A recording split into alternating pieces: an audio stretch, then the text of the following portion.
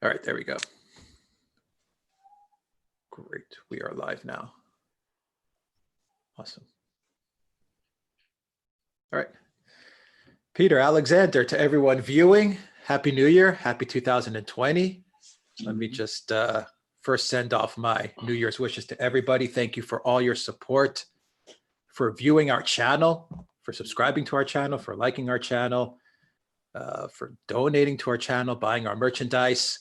We really appreciate everything you've done for us. And it's been a pleasure and an honor to relay the news to all our viewers. So thank you very much. And we wish you all a happy and healthy new year.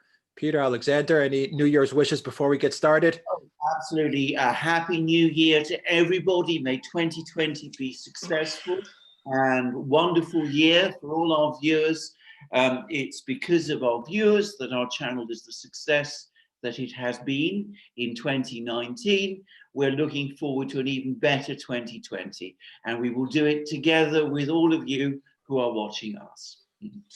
Yeah, the juggernaut continues. It's going to be a lot of the same in 2020, probably just more exciting, more tragic, and maybe even more bizarre. I was thinking about how to characterize 2019 going into 2020.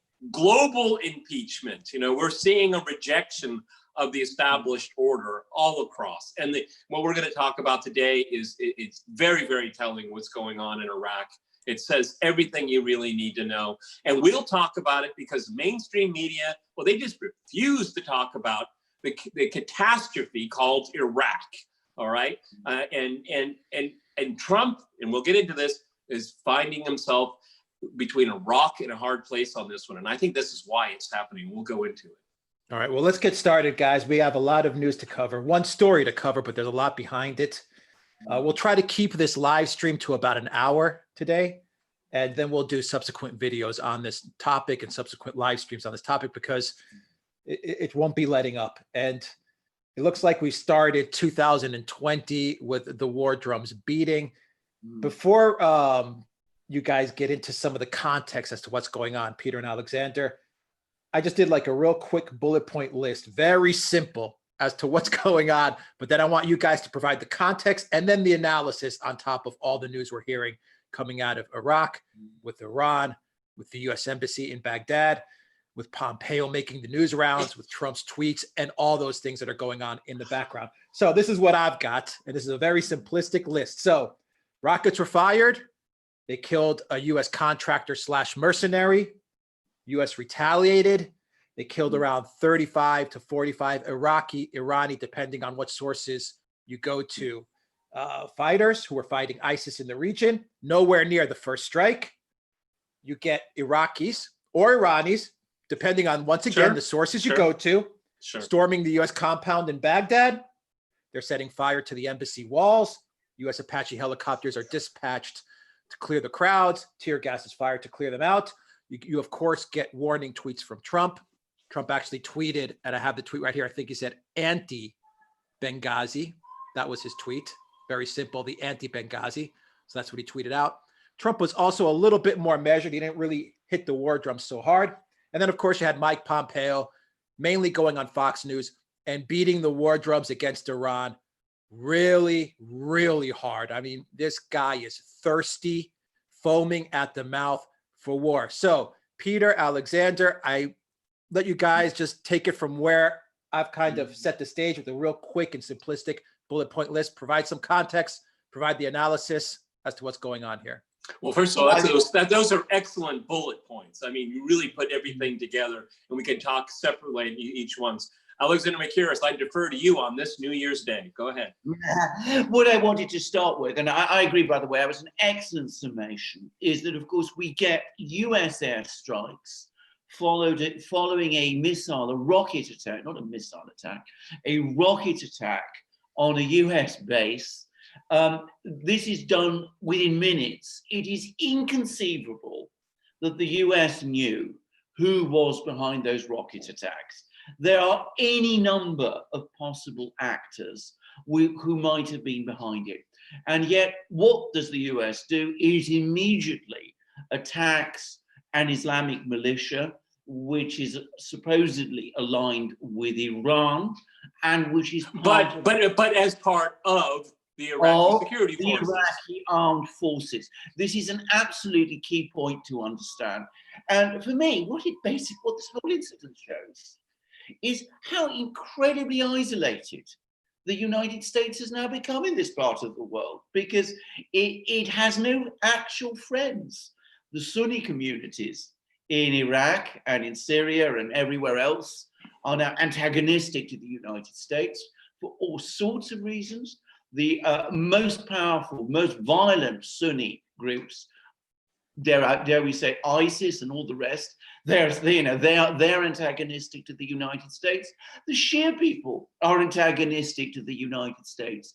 And yet the US still frames this whole thing as part within this overarching narrative that it has, that somehow Iran is to blame for everything. So it launches these strikes without really thinking through the implications. And then, sure enough, what happens? There's this uprising in Baghdad. Its own embassy is stormed. It has to send more troops into Iraq to try to clear the embassy and to rescue the people there. So it shows, one, a very isolated United States, and secondly, a United States that sees Iran, quite absurdly, in my opinion, as the arch manipulator behind the scenes, and which at the same time, it has only one response to these actions, these situations, which is the violent response of massive bomb strikes all over the place, which then ultimately worsen its own position. Over to you, Peter.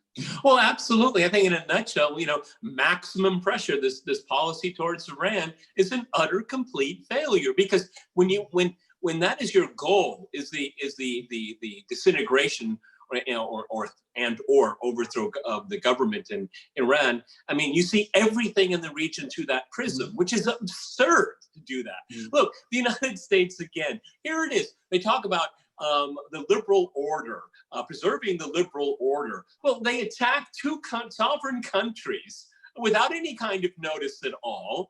And then, you have the place where the initial rocket attack is, and then it's like 2,500 kilometers away, you hit Syria. What'd you do that for? Okay. I mean, it's just absurd, everything that they are doing. And it's because this maximum pressure policy has failed. And what it is also, I think there's a lot of different angles you can look at this, but whoever was behind that is playing Trump. They're playing him right now because they know that the deep staters and the neocons and the media want to preserve the empire. And Trump is very ambivalent about it. I think, and Alexander Christopher, you're right. He kind of took a step back, okay? Anti-Benghazi, okay, fine. But, for somebody that, is can't get off of Twitter all day long, that was a very tepid reaction. He knows he's in the middle of something right now. And the point is that the U.S. knows it can't stay, but it can't get out because of the domestic politics in the United States. This is whoever did this, and the forces that were behind attacking the Saudi oil installations. This is the same parlay. Okay, if you don't act, you look weak. If you overreact, you fail to achieve anything. This is putting Trump and his policy about Iraq in a box right now. Now, a lot of people will say, this just encourages the U.S. to send more troops, which it has, and the Iraqi government hasn't asked for it, by the way. I mean, they illegally invade the country, destroy the country, and now they deny it its sovereignty. It has a democracy. If you look at the number of bills and motions that have been passed by the Iraqi parliament to get U.S. troops out of the country. So what was the point of the whole war? And Alexander Mercouris is absolutely right. It's turned every single faction against the West, which this is exactly what this parlay is about. Because either you stay and you take losses, and now you have your friends, the Iraqis, they're after you right now. You're not wanted there. And of course, this plays into the narrative that it's all Iran's fault, which is patently absurd. All Iran has to do essentially, I'm not saying it's not an actor in the region, it certainly is, but essentially what Iran has to do is sit back and watch. And that's exactly what it's doing. You know, and what the forces that were attacked, these are part of the Iraqi military structure, okay? This is not what the American public is being told, essentially saying these are Iranian actors. No, it's a lot more complex than that. Because of the sectarian division, which the invasion only worsened, is that you have the largest faction, the Shia. They look kindly and look towards Iran. I mean, that is the ultimate outcome of this ridiculous war on Iraq. It aligned Iraq with Iran. And really what they want to do is that, again, if the US chooses to go out, and I'm not putting it, I mean, there's a lot of different opinions about that. Trump might be able to say, this is a time we can do this without losing face. That would be very, very difficult. But you take Iraq out of the equation, then you take Syria out of the equation, and then you have maximum pressure seen for what it is, hollow. I'm looking in the chat right now, guys, and I want to give a little pushback. I think Alexander, you said that was pretty much impossible, not impossible. You said it would questionable that the U.S. would know who to strike after the attack. Why is that so? Why would the U.S. not be able to know right away who killed their contractor mercenary? Oh, I think they were itching. They were itching to do this. This was planned. This was a list of things. All they needed was a breaking point, you know, a reason why. No, I think that's why it was so quick. They had already targeted these areas, okay, and these individuals and organizations. That's why I have a hard time with. I never believed them, okay, and they're so lazy even getting their stories straight here. But I think this was premeditated. I'm sorry, Alexander Makiros.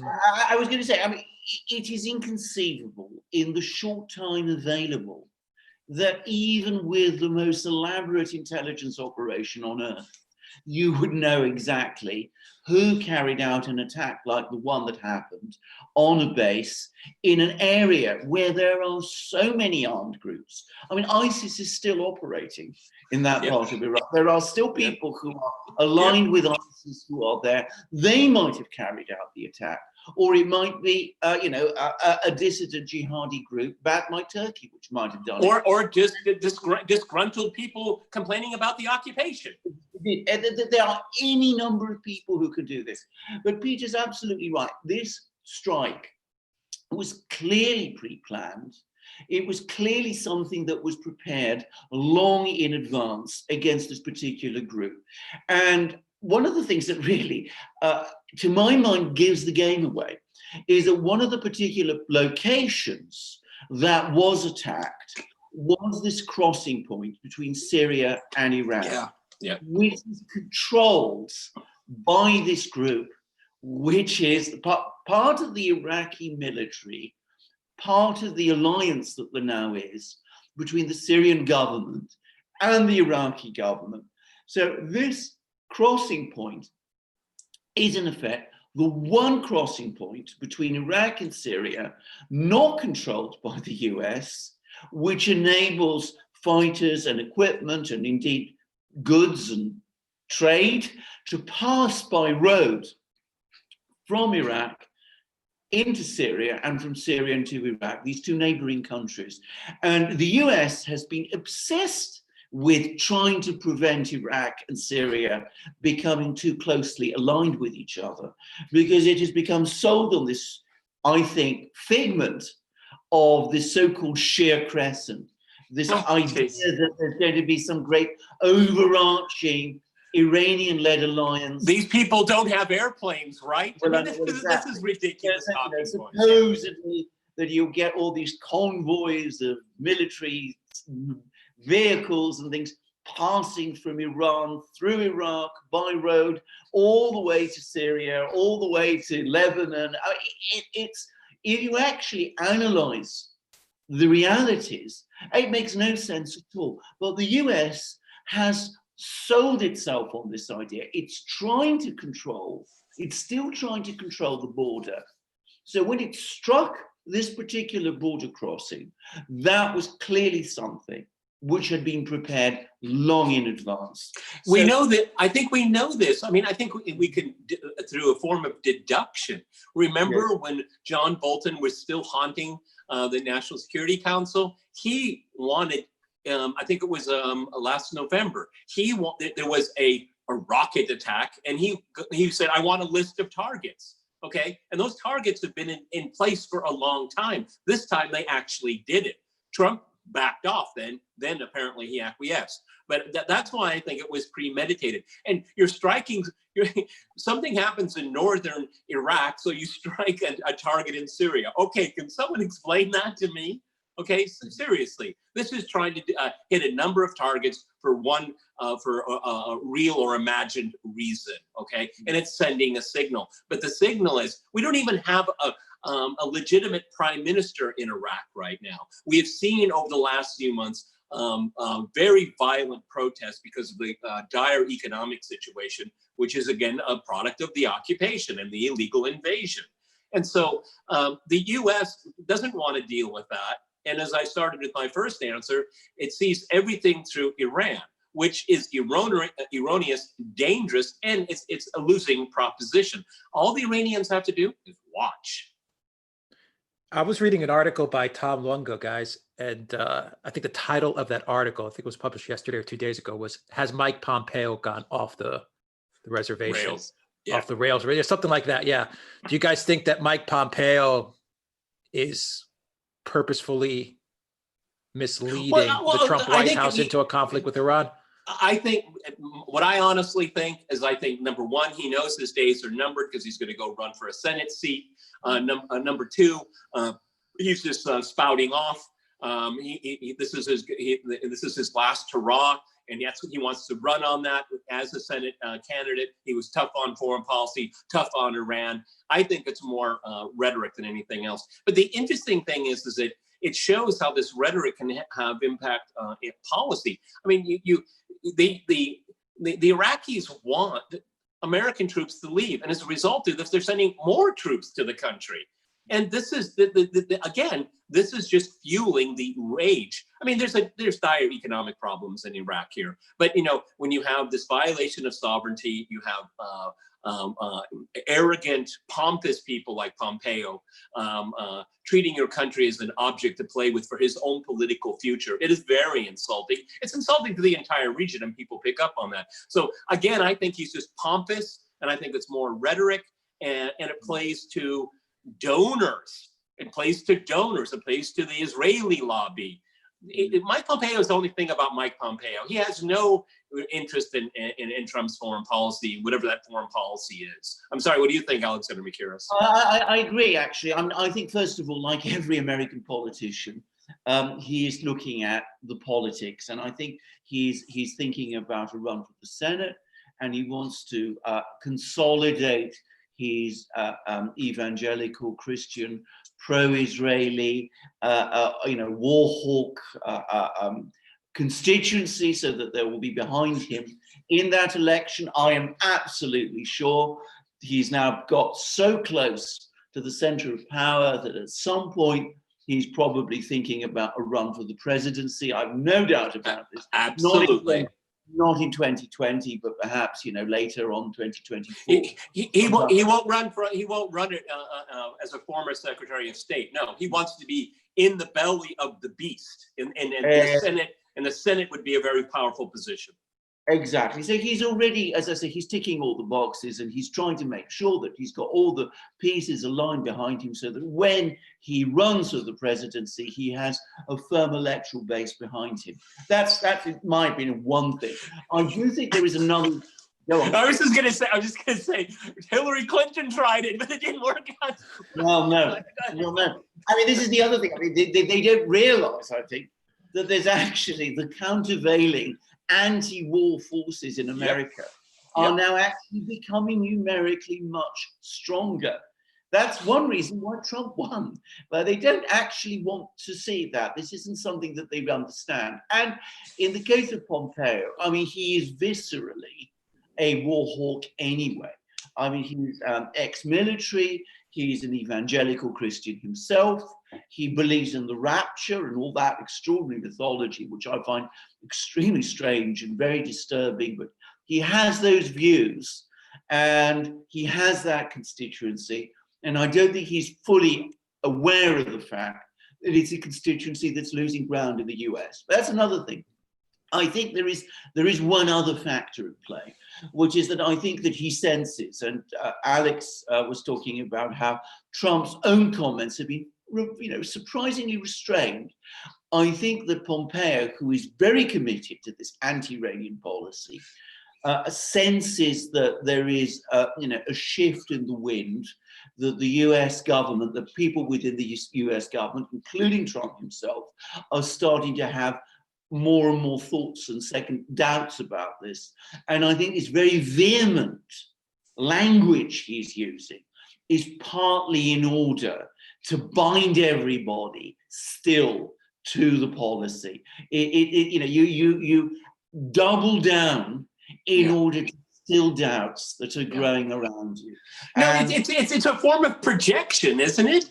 I mean, it's like pretending, everything else is all nice and fine, and that the U.S. has this under control. Everything's under control. We're going to do this. And actually, it's the reverse. This is chaos that is unraveling. I'm sorry I interrupted. Go ahead. No. I mean, I made my point. I mean, I think if you look at Pompeo, he's got various agendas underway at the same time. But I don't think that he is necessarily speaking for Donald Trump himself on this issue. I don't expect, though, any change in US policy before the 2020 election. It's interesting because Trump was down at Mar-a-Lago and he huddled with some of his foreign policy wonks and cabinet members, but he didn't make a public appearance with them. He went back to play golf. Yes. And I think that says something right there. I mean, I think Trump's he senses a trap, another trap the deep state is concocting against him, and he's not taking the bait, at least so far. I'm going to stand with my position that he doesn't want to get involved in a conflict in his first term. I think he really needs to run on that. But you have Netanyahu, which is knee deep in trouble. And he's spouting off, and that's putting a lot of pressure on the administration to act. So this is the trap, and we'll see if he goes for it. So far, it looks like he realizes he's walked in. They're trying to walk him into something, and he's hesitating. Yeah, Trump doesn't need a war, Alexander, but Netanyahu does. Oh yeah, absolutely. Can I just make one quick point about Trump? The one thing, of course, Trump cannot afford in an election year is an embassy crisis. He can't have the ambassador killed, as the ambassador was killed in Benghazi, and he cannot allow US diplomats to be taken hostage and paraded as hostages as the way they were back in 1980. That's something that he's not going to permit happen. And that's one reason why I am sure he was fully behind the embassy. But Alexander McCurris is absolutely right. But whoever perpetrated this understood what would be put into play. And so you're right. Trump doesn't want anything like that to happen under his watch. But the guarantees that he will put into place to make sure that doesn't happen is the overreaction that these people want to have happen in the first place. So in a way, it's a double trap. It's a double trap. Yes. And it shows because American policy in the region is so brittle. It is so brittle. It easily breaks when you have it all focused on one issue, Iran. And the perpetrators of this are playing a very sophisticated game. Again, very similar to what we saw with the attack on the Saudi oil installations, okay? They knew what the reaction would be, and they knew the quandary that it would create. And Trump is faced with the same quandary. Peter, you're connecting a lot of dots, and I think it's an interesting way to look at this situation, not just as a one-off event, but you're connecting the tanker strikes, the drone strikes, all this, and we keep on hearing the people behind this. Peter, Alexander, your analysis, who do you think is behind all of this stuff that's going on in the region right now? The tanker strikes, the drone strikes, all these things that are pushing the US to conflict with Iran. And that's what's really happening. And They're failing over and over. Trump is not taking the bait. But how long can Trump last by not taking the bait? He's got the impeachment going on. You know, he just finished with Russiagate, Ukrainegate, all this stuff that he's being hit with on a domestic level. He's going to be on the campaign trail very, very soon. You know, how long can all of this last? You see, it's very difficult to say because there are so many people involved in the Middle East. And one of the things to understand about the Middle East, by the way, is that there are never fixed alliances there. Absolutely. Absolutely. People might be working together to achieve different, essentially the same objective for their own particular interests. You can't say that, because a certain oil tankers were hit, the same people were responsible for that as were necessarily responsible for the drone attacks on the Aramco facility, or were the same people who were involved in the missile strike against this American base that just happened. It could be multiple people. And one of the problems is the US is not on top of this.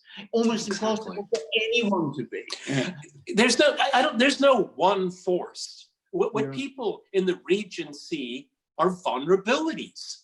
Vulnerabilities. And is there a loose connection, awareness of other actors? Possibly. I don't rule that out. But it's not. It's a whole group of people in the Middle East going to a retreat, and saying, well, we're going to do this first, we're going to do that. No, I don't see it as coordinated at all. I mean, in the Middle East, you rent friendship. Okay, it's rented.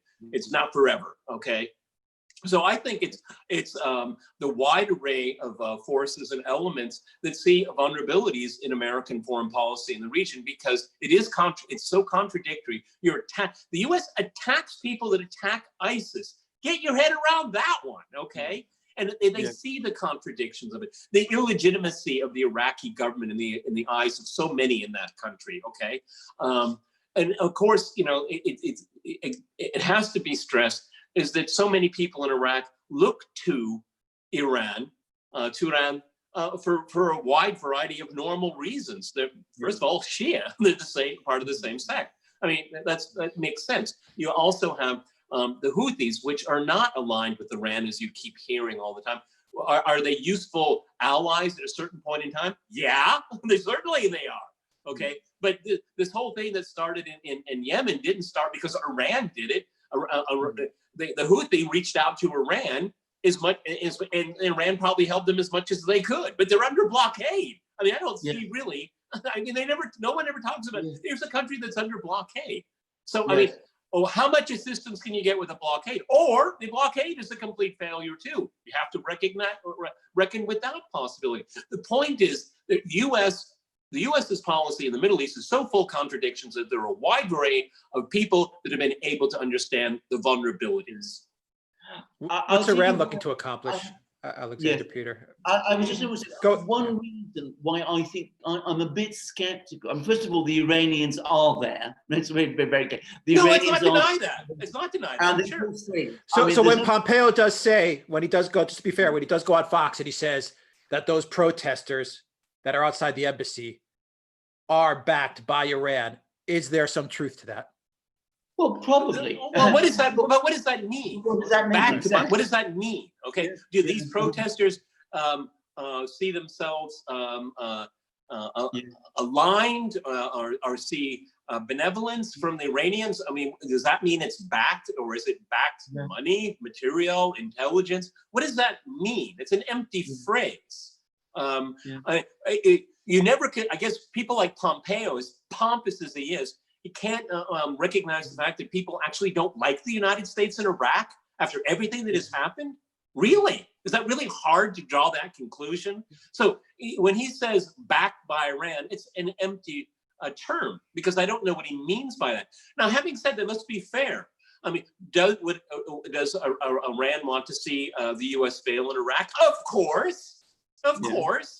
And we have these Iraqi papers come out over the last few months. Nobody in the media wanted to talk about. Nobody.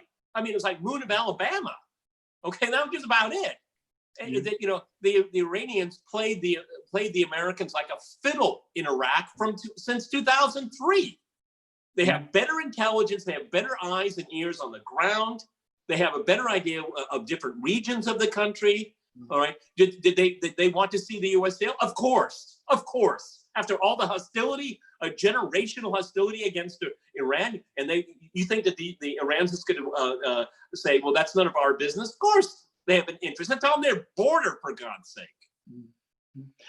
Bear in mind, Alex, the United States backs protesters in Iran. I mean, it vehemently denies that it controls them. And in Hong Kong. Iran, they back these protesters who have attempted to storm the embassy.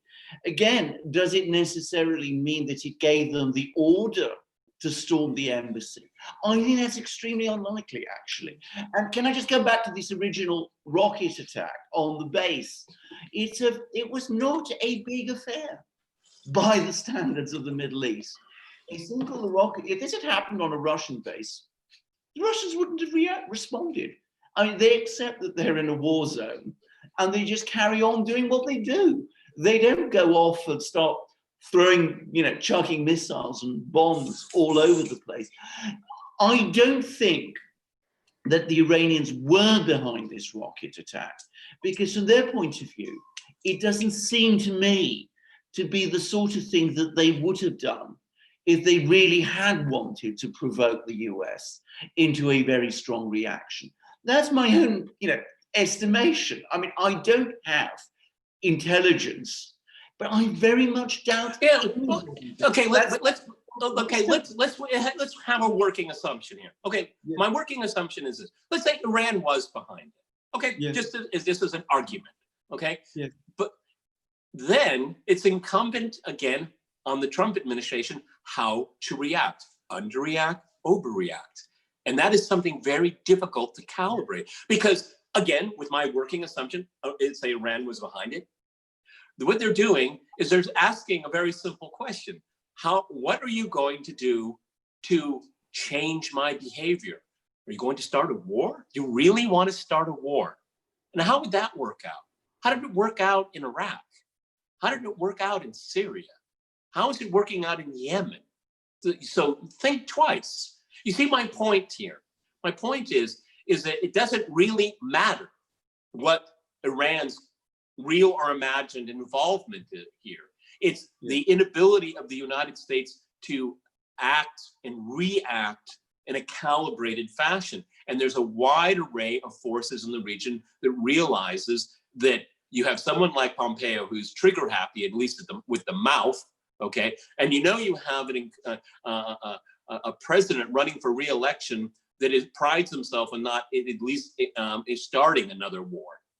And they also see how difficult it is for Trump to get his own foreign policy establishment to do what he wants. See, these people in the region have a real keen understanding of American domestic politics, and they're playing it. They're playing it. Okay, I mean, they know better because they're on the ground, and they know that American audiences are completely brainwashed, whitewashed about what's going on in the region. With one exception, and Alexander Christopher and I mentioned it before we did this live, is that he had Mark Stein substituting for Tucker Carlson, and he had Douglas McGregor on. What was it, Alex? A 3-minute segment, 3.5? Yeah, okay. That's it. Segment. Towards the end of the show. Towards the end of the show, and then you have Fox just going wall to wall, 24/7. Iran. Thank God Hannity's on vacation. Okay, but one tiny segment on the cable actually addressed what we're talking about here. Alexander, Netanyahu in Israel, what's their play in all of this? Well, I think Netanyahu has major domestic problems, as Peter said. He's got all sorts of criminal indictments he's wrestling with. No one talks about that. So get into that. I mean, no one talks about it. Influence peddling, bribery. Bribery, corruption, every conceivable thing. He has the absolute unequivocal backing of his own party. And he has a strong electoral base within Israel. But Israel is at the moment in this deadlock situation. Netanyahu is still the prime minister. A war which would enable him to consolidate his position and perhaps win an election in which he could actually gain a majority would work very well for him. I And wonder of how course- many of those majority would be dead. You know, Yeah, the yeah. Hezbollah in Lebanon, Iran have not been idle, okay? Yeah. And because, and it's something I talked about with Alistair Crook last time he was in Moscow, is that the single biggest important change in the last few years in the Middle East is that the Israelis have lost complete control of the skies. Okay, Yeah. and that is what terrifies them. So Yes, indeed. Netanyahu doesn't want to go to war. He wants everyone to think he wants to go to war. Again, they do this over and over again. Though, you know, wounded politicians do the weirdest things and the craziest things for self-preservation. I'm sorry. I mean, what I was going to say was he would love a war, one which with the Americans in Iran. Yes, Israel is not involved in. He would a war which he could be able to show off as a triumph for his foreign policy, but in which the Israelis have no skin. Because, in fact, if you follow Netanyahu's foreign policy in detail, he's extremely cautious. He's always been extremely careful to avoid getting Israel involved in open-ended wars where he could suffer bad losses. So he calibrates things extremely carefully. And Israel is also in Iraq. Let's be quite clear about Israel is in Iraq, Israel is in Syria. Sometimes it's working alongside the Saudis, who are also in Iraq and Syria. They have all the various groups that they control. It's very difficult to know who is pulling the strings in any particular instance. I mean, it is not impossible. It is not impossible that this rocket attack was the work of some jihadi group backed by Saudi Arabia. I mean, you know, with Israel hanging in the seats. It's not impossible at all. And also, it's not impossible. I forgot to mention this earlier. When we're looking at these actors in the region that are, you know, dealing with these attacks on tankers and all that, we can't dismiss the fact that some of these are false flags. All right, so that adds the complexity of all of this, because again, this is instead of you have this war of words, you have these war drums beating away, but real serious people know that if there's going to be a war, an attack on Iran, it will set the entire region literally ablaze, literally. But see, having these false flags, if they were, I want to be very careful with my words, it shows keeping the pressure on and the rhetoric high and hot. It doesn't necessarily mean that's a cause for a military strike. I mean, Trump was given that opportunity. What was it, like 90 minutes or 7 minutes, you know, before he called it all off? I don't believe that story at all. But again, this is to keep the rhetorical tension high, because serious people know that if you want to go over the line, you better say a Hail Mary, because it's going to be a disaster and it will be on Trump's watch. There's a question from the live stream, which I wanted to ask on Israel. Alexander, just to follow up on your comments on Israel from MPC, can you explain the complicated nature of the Israeli elections and how this illusion of a need for security plays into it? They're having another election. They just finished an election cycle, correct? And now they're doing another one? A third. This is the third one. The third one, because the various parties, there's this total deadlock in Israeli internal politics between one right-wing party, which is the one that Netanyahu leads, and another essentially right-wing, very hawkish party, led by General Glantz. So there is this constant competition between these two groups as to which will be more hawkish than the other in defending Israel. There is no actual ground given on either side. And the party that has been trying, the politician who's been trying to hold the balance between the two is this man Lieberman, who is also a real spoiler. He is an excellent spoiler. He knows exactly, and he's a former Armenian. What was it? Not a bodyguard. He was what are these guys in bars? A bouncer. He was a bouncer, and now he's the kingmaker in Israeli politics. Israeli politics. So I mean, you know, there's all this intricate sort of maneuvering for position within Israel. But I think it's important to stress that, you know, there used to be a pro-peace party in Israel. It has almost completely evaporated. And one of the reasons for that is that the war hawks in Israel, because they know that whatever they do, however far they go, the US will always got their back. They've always got their back. There is no real benefit. And we had one of the most important dynamics, of course, of Israeli politics. It's disappeared in the last 5 or 6 years. Is the Israel Palestine conflict? Okay, that's gone because they willed it away. It doesn't. These people don't exist. There is no problem, et cetera, and that has been given carte blanche by their American backers. Okay, this Jared Kushner's peace plan. What happened to that? That kind of disappeared. But basically, it just assumes that there are no refugees, there are no problems, and they're going to continue on with the way they are. That is dropped out as an issue in Israeli politics. It was very important 10 years ago. 10 years ago, it's gone now. And then Alexander McKeever is right. It's a competition between two extreme right groups.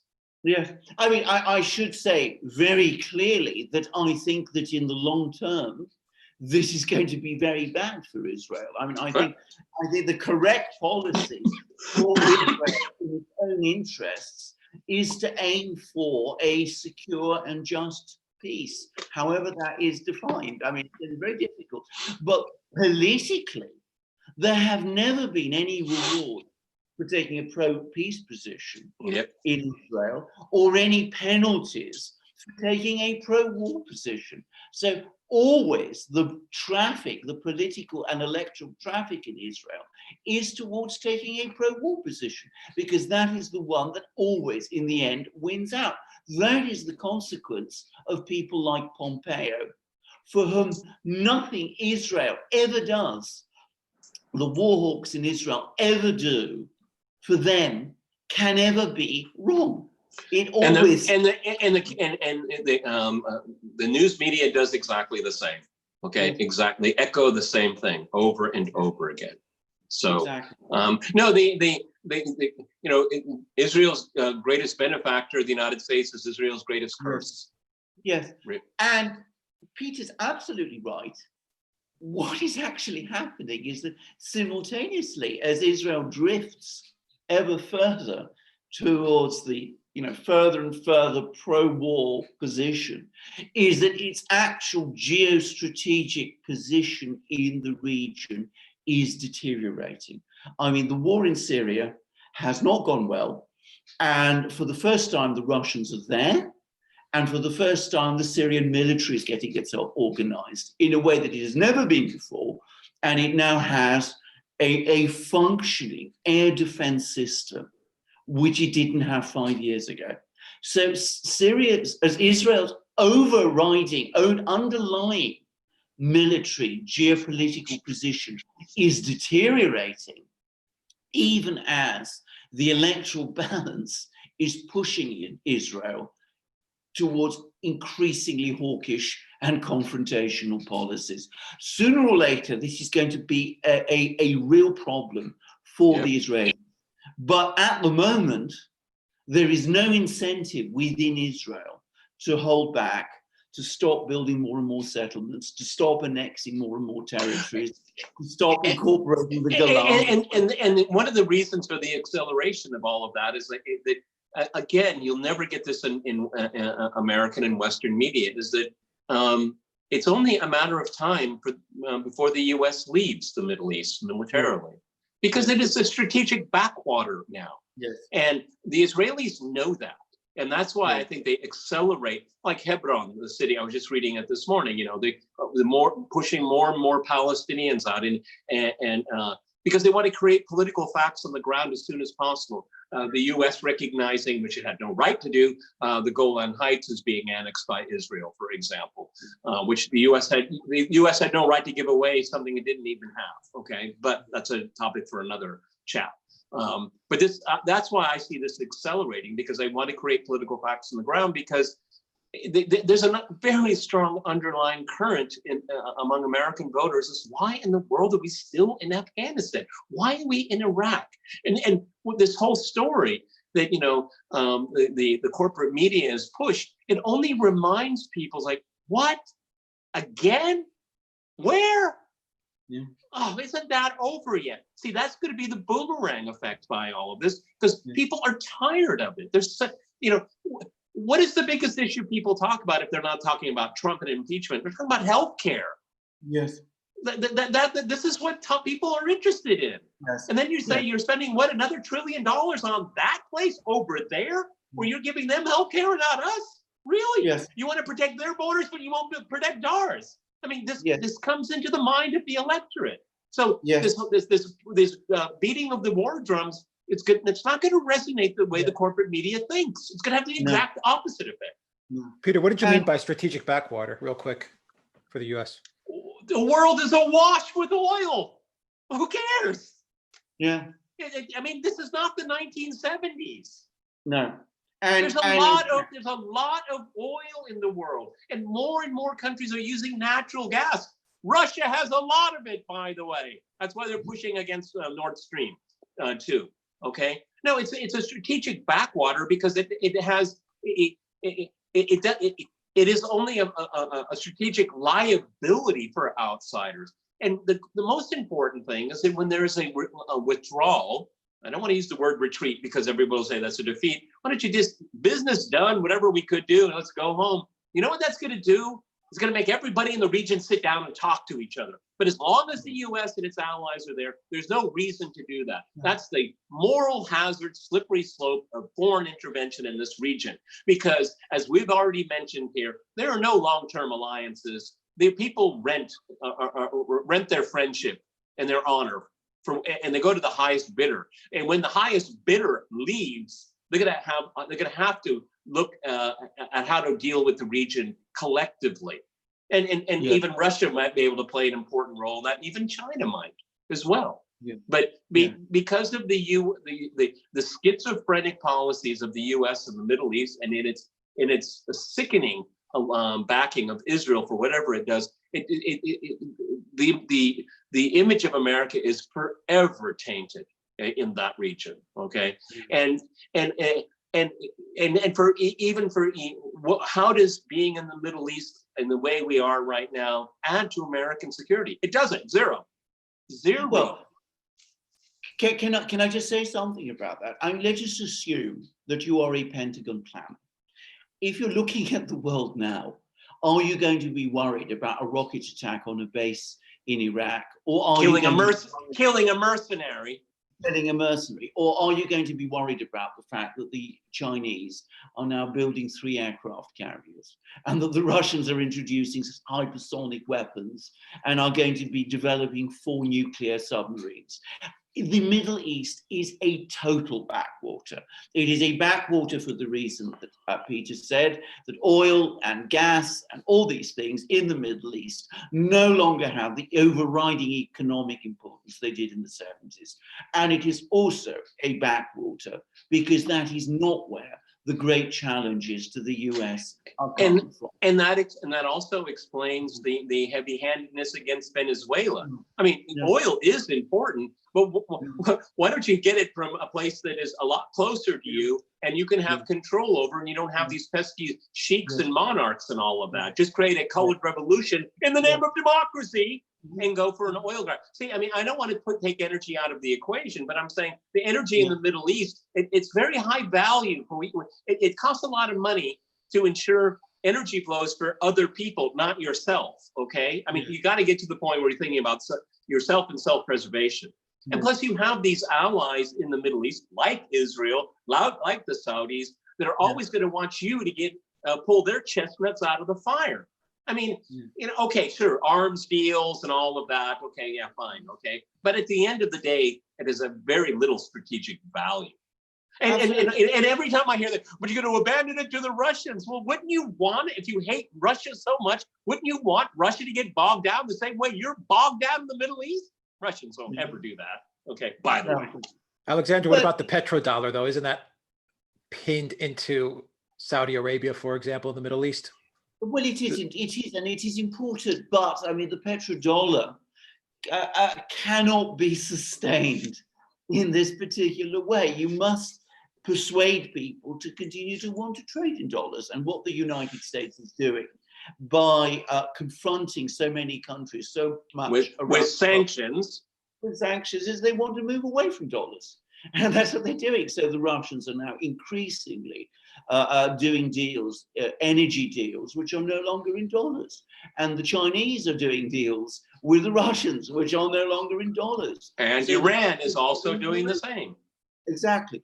And, if we talk about the global geostrategic balance, Iran is a much more important country in geostrategic terms than Saudi Arabia or Israel is. And Iran is now carrying out naval drills in the Gulf of Oman with China and Russia. I mean, that is where your real concern that is the result of a failed American foreign policy in the Middle East. Okay, because what has happened is the misguidedness and the sheer arrogance of it brings people together against you. Okay, 10 years ago, it would be very unlikely that you would have these kind of maneuvers with Iran, because everyone looks at the Russia-Iran relationship is actually really quite complicated. All right, the Iranians allowed the Russians to use an air base for a short time, but there was we have to protect our sovereignty. See, Iran, China, and Russia are very, very similar in one way, at least, is that they really, really carefully cherish their sovereignty. And everyone else in the Middle East, their sovereignty is trampled upon left, right, and center. But these three countries that I just mentioned don't allow that to happen. Go back to 2010. In 2010, China's most important relationship was with the United States. The Chinese no longer see the United States as a partner. They see it increasingly as a danger to themselves, as a hostile country to China. Russia has been pushed increasingly to see China as its key strategic partner and friend. That was not the case in 2010. Absolutely. Now Iran is being pushed into the arms of Russia and China. And who is doing all of this? It is the US itself. It is the US's forward policies, its aggressive policies towards these countries that is pushing them all together. As absolutely rightly says, they are not natural allies of each other. True or false, Alexander? What I hear on the media all the time. True or false? Sorry to interrupt very quickly. Iran is Russia's #1 ally. True or false? I hear that all the time. No, not allies. That's a empty talking point. It doesn't mean anything. And if someone were to say that, I'd say, what do you mean by that? Yes. Relations between Iran and Russia have been, exactly as Peter says, extremely difficult. There aren't even proper road and rail links between Iran and Russia. I'm glad you mentioned that, because Iran is a very important player in the Road and Belt Initiative, okay? And the Chinese know that. And if you I know this will shock people, but if you look at a map, you'll see how relevant a country like Iran is with this vast initiative. And for the Chinese, it's very, very important. Again, that's one of the reasons why the US is fomenting protests and backing the MEK to disrupt civil society in Iran, because they know that Iran actually has a bright future and it has allies and friends around the world. Again, you would never know that from the blob and from the corporate media. But you see, this talk about Iran being an ally of Russia and Russia being an ally, the danger is it becomes self-fulfilling, because even though they were not natural allies, if you know Iran particularly well, the Iranians have a very prickly attitude. We've always seen in Russia towards everybody. Exactly, everybody. But they've had lots of run-ins with the Russians in the past. I mean, back in the 40s, Russia tried the Soviets were involved in northern Iran, and the Iranians are not natural friends of the Russians. And post, there was no choice. But post Soviet Russia. And the United Nations repeatedly voted for sanctions against Iran. and its nuclear program.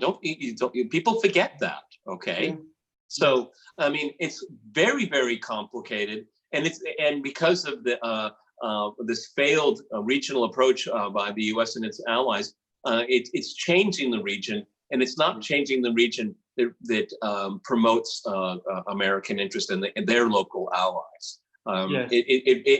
It's creating geopolitical shifts that are not naturally there, but circumstances dictate.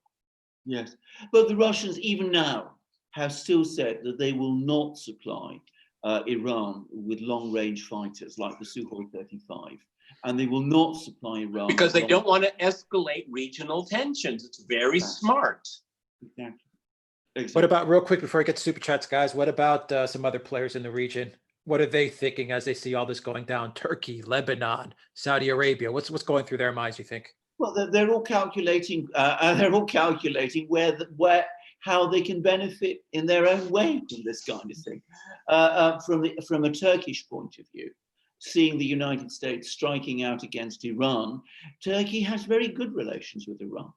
Turkey is almost, in a way, an ally of Iran. I mean, it's got much closer economic links with Iran than Russia does. Turkey buys most of its oil from Iran. So from the Turkish point of view, seeing a conflict between the US and Iran is not something that works to its advantage at all. But it will also, the Turks, who are, they do know the region extremely well, they'll be saying to themselves, if the United States is getting itself bogged down in all kinds of problems in Iraq and in Syria, but especially in Iraq, well, maybe because we understand this region very well, we can leverage American problems to try to say to the US, well, we can help you with this and we can help you with that, but we want in more from you with that. I mean, this is the kind of I mean, look at Libya. Okay, the Turks are making a move in Libya that are completely in juxtaposition, opposed to NATO's approach to it. I mean, they're doing it with impunity. They know, because they're a free agent, and they're using it to their advantage. Not that I'm agreeing with it, but I'm saying is they feel like they're an actor. Look, the Saudis are quietly talking with some of the Houthis to wind this war down and Yemen. Why? Because we can't rely upon the United States. They already know that.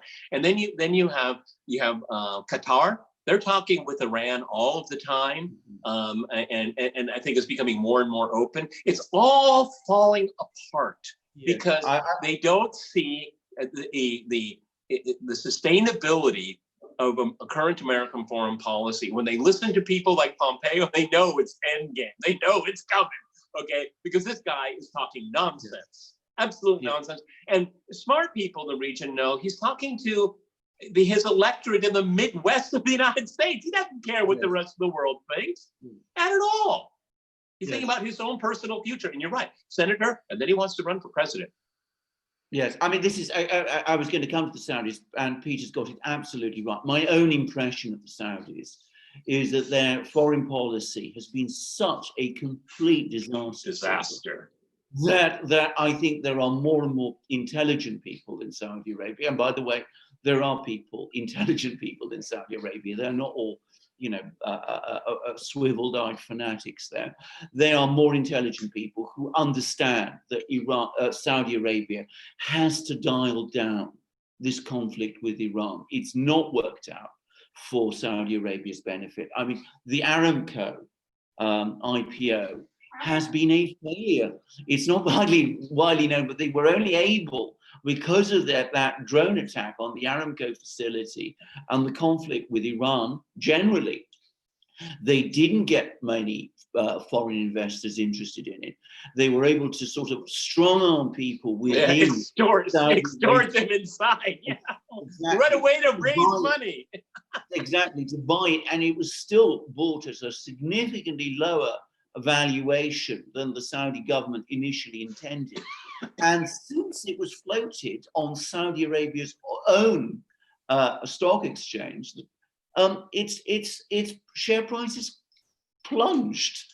So from every conceivable point of view, the Saudis who have a very strong instinct of self-preservation, whatever else may be said about them, I think they understand that this Cold War that they've got themselves trapped into with Iran hasn't worked out for them.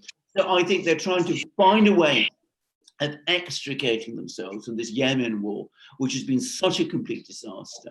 And I think they're quietly, I'm quite sure about this, they're now quietly talking with the Iranians in order to try and find a way to get, calm things down with Iran also. So it's not, the Middle East is the place where alliances change all the time. Like shifting sands. Exactly. You can't assume that because Saudi Arabia and Iran have been enemies, that they will always be enemies in exactly the same way that they were before. I think the Russians understand this very well because they know the Middle East extremely well. They've got all kinds of contacts there. They've been historically involved with the Middle East for a very long time. I think the players in the Middle East, the big players, the Turks, the Iranians, they understand it too. I don't think the US does to anything like the same degree. All right, guys. We're hitting about 5-10 minutes, a little over an hour on this live stream. Yeah. So let's just do a couple of super chats that we have and we'll wrap it up. And we'll be covering this story as it progresses. So we have the first super chat from Killer Ice Lollies. Happy New Year, three wise men. May you continue to spread truth, educate, and may Peter's apartment be completed in a timely manner and within budget. Never. In Russia, the Russians call the modeling of your apartment remont, and among Russians, it is remont is something that never ends. It is always over budget. Okay, so right. No, I'm about 90% done. The bookcase is complete, though, I think. Oh, I'm just doing that. I'm just doing it for Maciaris. I'm just sticking it to Maciaris. Okay. Okay. From Toilet Sauce, a €5 super chat. I cannot understand how anyone can believe anything the likes of Pompeo says after all the things they have done and lied about. Well, of course, but I mean, the man himself said that he was, that he quite openly and openly lied as head of the CIA. So, I mean, I entirely agree with, what is it, Raisin Sauce? Was that the name? Toilet Sauce. Toilet Sauce. He hit it exactly on the right. I mean, as he characterizes this exactly. Why assume that anything Pompeo says on any subject is true? Is beyond. But of course, people do. If you go to listen to the American cable news channels, they all take it as gospel truth, even though it's not. Okay, and the last super chat from Imre Kalman, a £20 super chat. I wish you all a better new year than the previous was. Oh, well, thanks. So the Duran 2019 was a good year. 2020 will be an even better year. Okay, but well, the world needs a better year in 2020. We will see. Well, I had lunch with some friends yesterday, and they asked me about the state of world affairs, and I say it keeps me busy. It keeps me in a job because there's so much to talk about. And that's one of the reasons why I love doing these podcasts, and I really appreciate our viewers here, because so much is going on in the world that cable corporate news just doesn't cover, and they don't cover it at the peril of average citizens and voters in the West. And that's what the public service that we provide here. We do love your money and the super chats. Don't get me wrong, but I think with the word impeachment, I think I brought it up. It was only mentioned once in this podcast, and that's where it belongs, because there's so many other more important things going on instead of this hysteria, absolute hysteria.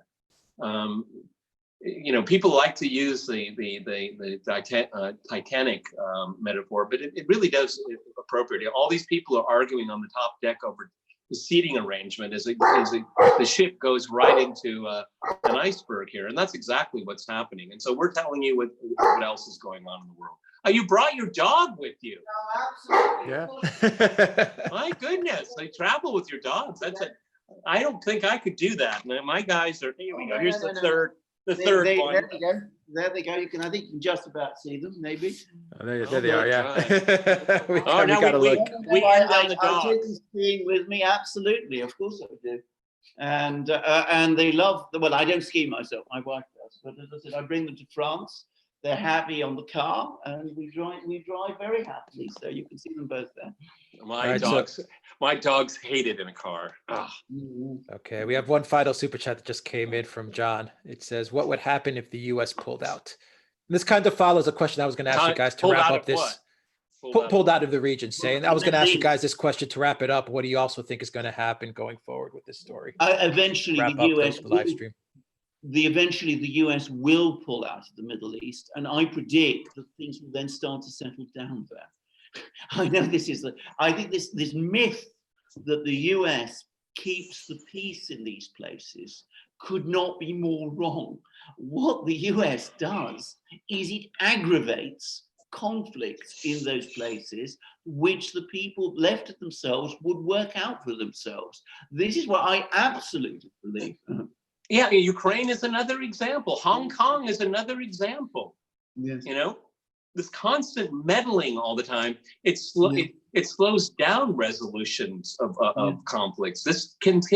All this does is keep the heat up, and it really is. It's so frustrating to watch because obviously there are no simple solutions. But once you have this outside hegemon leave, the solutions become more and more apparent, and then you're going to have to start learning to use diplomacy again and compromise again. Everything is maximalist when you're looking to the outside hegemon to curry favor.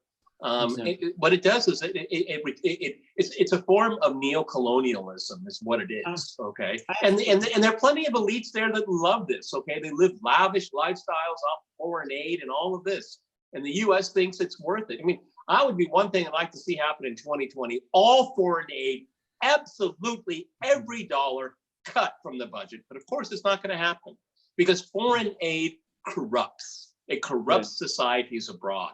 Okay, and this is very well documented. And so once you pull that out, that's one step in the right direction. I entirely agree. I saw this in Greece, by the way. When money comes in, if money is earned, if people make it themselves, then they watch out for it, and that creates a culture of honesty. Money which is given creates a culture of corruption and of entitlement, which is a very bad thing. But to go back to what Peter was saying, let's again go back to the Israeli-Arab conflict, which we were talking about. If the US left, there would be an incentive on the part of Israel to settle, to come to peace, a real peace with its neighbors and with the Arab people in Palestine. I may get the date wrong, but I mean, there was a Saudi plan from 2002, I think it was, where there'd be a regional recognition of Israel. Israel would have to make accommodation for the Palestinians. I mean, this whole thing, we live among enemies and all that. I mean, again, this is just a myth, okay? They like the status quo, okay? There are ideas out there to resolve this, and it's not Jared Kushner's ideas, believe me.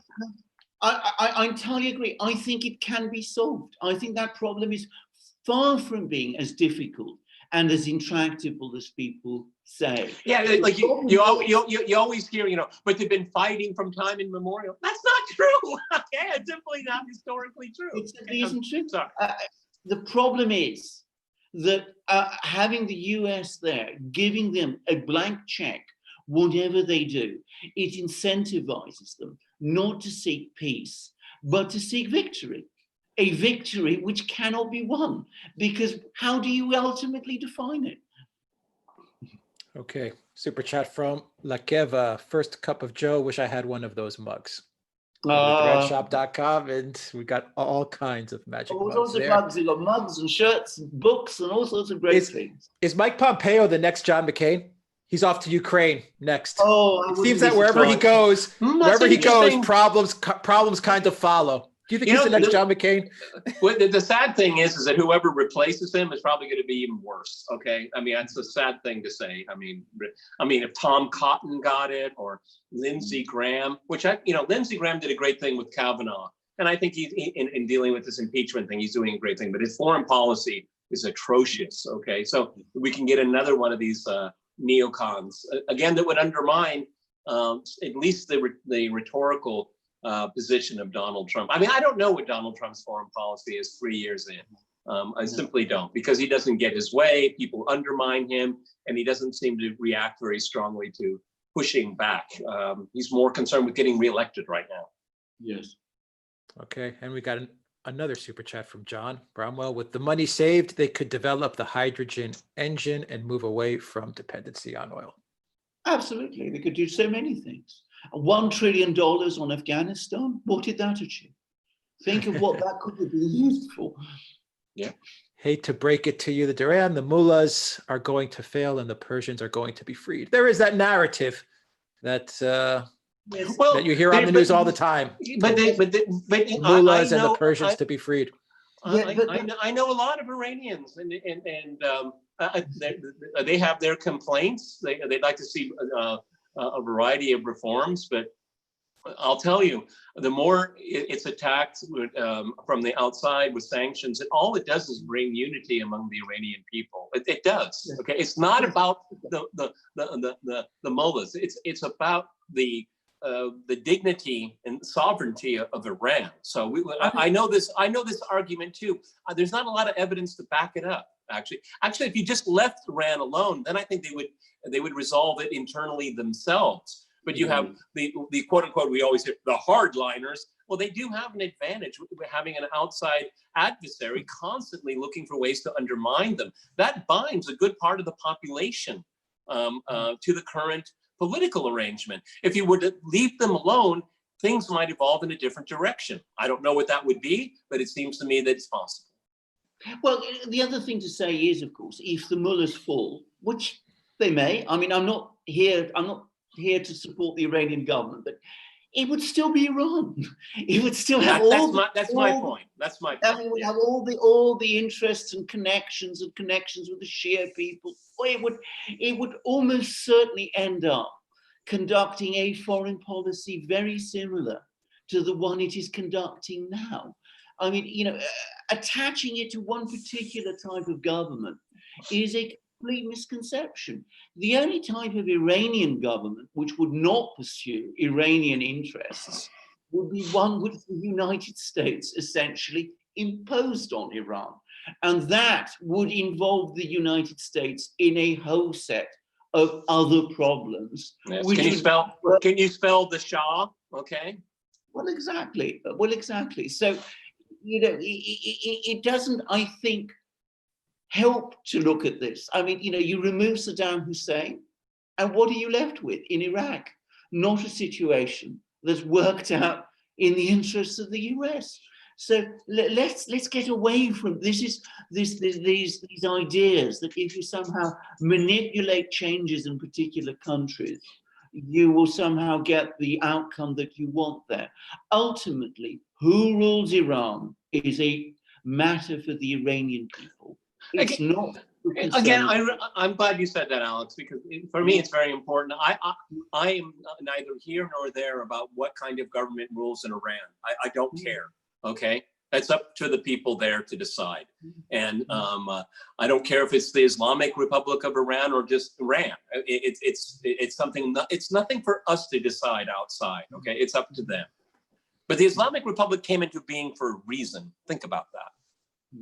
From Raul Pinto, do you think ISIS will come back with an Act 2? That's the last super chat, and we're signing off. Do you think ISIS will come back for an Act 2? Well, not if the Russians and Assad and so many other people in the Middle East that are on the right side of history on this. I don't see Act 2. Okay, what I think we'll do is we'll see isolated events. What these people want to do is they want to create a chain reaction. They want to force conflict, and we have to be very, very careful about that. But the U.S.-backed policy of supporting these groups has failed, and it utterly failed in Syria. And you know what? No one asked Alexander Makiris about Idlib. We'll talk about that another time. Yeah, that's another live stream. We'll do just in general. There's all kinds of news we need to get to. But I agree with Peter. I mean, ISIS, as it existed between 2015 and 2018, this great caliphate that they created, this awful caliphate, I should say, that's gone forever. I don't ever see it coming back. There might be a pinprick terrorist attacks in a few places, but I expect actually that ISIS will be fully reabsorbed into the overall jihadist movement, militant Islamist movement, of which, to be very clear, Al-Qaeda is still the key player and the main force. So no, I don't see ISIS coming back. Well, as long as there's foreign occupation in the Middle East, you're going to give groups like ISIS and the other 31 flavors of jihadism air to breathe. Take that on board. Absolutely. All right. Okay, guys. That's it for this live stream on January 1st. We hope you guys have a really good New Year's Day. Peter, host of RT's Crosstalk, Peter Lavelle in Moscow. Any last thoughts? Yeah, buckle up. Brace for impact. 2020's here.